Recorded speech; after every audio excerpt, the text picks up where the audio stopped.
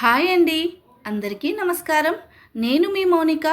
Welcome back to Sri kitchen in Telugu. ఈరోజు మనం చేసుకోబోయే రెసిపీ గ్రీన్ పులావ్. పన్నీర్తో గ్రీన్ పులావ్ అండి. చాలా టేస్టీగా ఉంటుంది. తప్పకుండా మీరు కూడా ట్రై చేయవలసిన రెసిపీ. తప్పకుండా ట్రై చేయండి. ఈ పన్నీర్ రెసిపీకి కావలసిన ఇంగ్రీడియంట్స్ ఏంటో ఇప్పుడు మనం తెలుసుకుందాం. ఈ పన్నీర్ రెసిపీ అనేది రైతాతో తిన్నా చాలా బాగుంటుంది, లేదంటే నార్మల్గా తినేసుకున్నా చాలా బాగుంటుంది. లంచ్ బాక్స్ రెసిపీ అండి, చాలా క్విక్గా అయిపోతుంది. తప్పకుండా మీరు కూడా ట్రై చేయండి. ఇందుకోసం ముందుగా నేను ఒక 2 కప్పుల బాస్మతి బియ్యాన్ని అయితే తీసుకుంటున్నాను. మీరు నార్మల్గా రోజు వండుకునే బియ్యమైనా సరే తీసుకోవచ్చు. ఇలా 2 కప్పుల రైస్ని తీసుకున్న తర్వాత వీటిని శుభ్రంగా 2-3 సార్లు కడగండి. ఇలా 2-3 సార్లు కడిగేసి వీటిని ఒక అరగంట లేదా గంట పాటు నానబెట్టేసుకోవాలి. ఇలా నానబెట్టేసుకున్న తర్వాత వీటిని పక్కనుంచుకోవాలి. తర్వాత ఓ కడాయి పెట్టేసుకొని అందులో 4-5 టీ స్పూన్ల ఆయిల్ని అయితే యాడ్ చేసేసుకోండి. మీరు కావాలనుకుంటే కొంచెం తక్కువ ఆయిల్ అయినా యాడ్ చేసుకోవచ్చు. అయితే దీంట్లోనే కొంచెం పుదీనా, అలాగే కొత్తిమీర, అలాగే ఒక కట్ట పాలకూరని మంచిగా శుభ్రంగా కడిగి ఈ ఆయిల్లో అయితే యాడ్ చేసుకోండి. ఇలా యాడ్ చేసుకున్న తర్వాత ఈ పాలకూర, పుదీనా మొత్తం కొంచెం మగ్గేంత వరకు ఇలా ఫ్రై చేసుకోండి. దీంట్లోనే మీ కారానికి అంటే మీ రుచికి తగ్గట్టుగా 4-5 పచ్చిమిరపకాయలను కూడా యాడ్ చేసుకోండి. అలాగే కట్ చేసి పెట్టుకున్న ఒక పెద్ద సైజు టమాటో ముక్కల్ని కూడా దీంట్లో యాడ్ చేసుకోండి. ఒకవేళ మీకు నచ్చకపోతే టమాటోను స్కిప్ కూడా చేయవచ్చు. కానీ టమాటో వేసుకుంటే రైస్ అనేది కొంచెం పుల్లగా చాలా బాగా ఉంటుంది. దీంట్లోనే ఒక 5-6 వెల్లుల్లి రెబ్బల్ని పొట్టు తీసేసి కూడా వేసుకోండి. ఇలా వేసుకున్న తర్వాత స్టవ్ని సిమ్లో పెట్టేసుకొని మీరు కాసేపు ఇవన్నీ కూడా అంటే టమాటా ముక్కలు మగ్గేంత వరకు ఉంచుకోండి. తర్వాత దీంట్లోనే కొంచెం సాల్ట్ని కూడా యాడ్ చేసుకోండి. సాల్ట్ని యాడ్ చేసుకున్న తర్వాత ఒక 2-3 మినిట్స్ తర్వాత చూస్తే ఇలా ఉంటుంది. ఇలా ఉంటే మీకు సరిపోతుంది. మొత్తం పూర్తిగా ఉడకాల్సిన అవసరం లేదు. వీటిని పక్కనుంచుకొని కొంచెం చల్లారిన తర్వాత మిక్సర్ గ్రైండర్లోకి తీసుకోండి.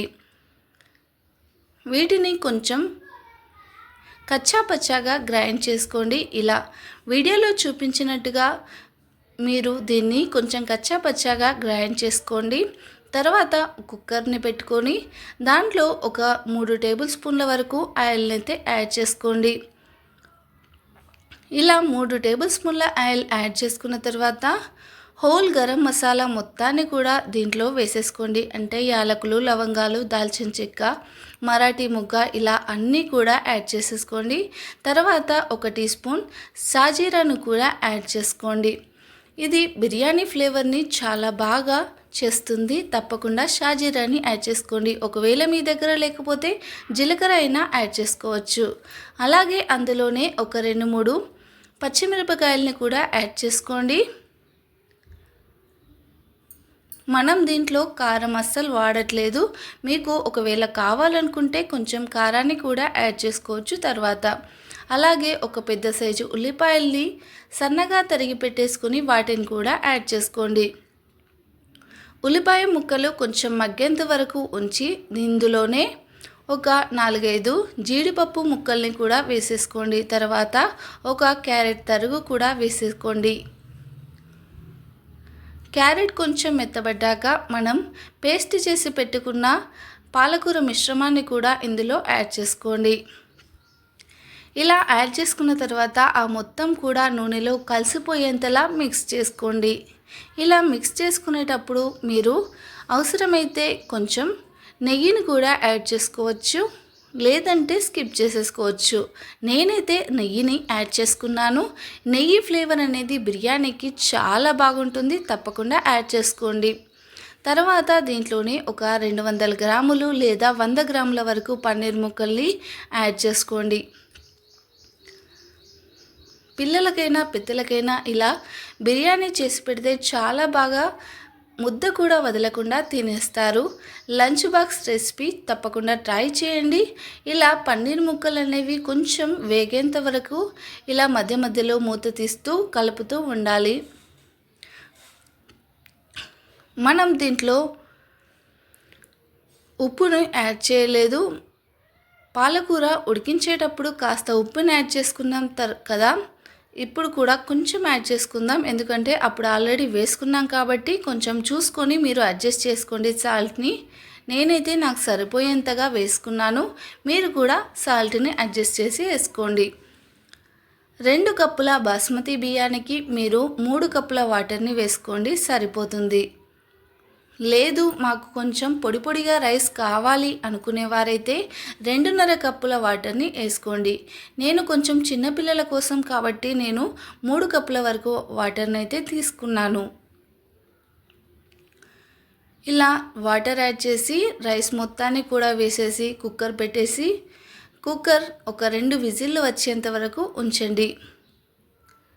ఇలా 2 విజిల్లు వచ్చిన తర్వాత మూత తీసి చూస్తే మనకు పన్నీర్ బిర్యానీ అనేది రెడీ అయిపోతుంది.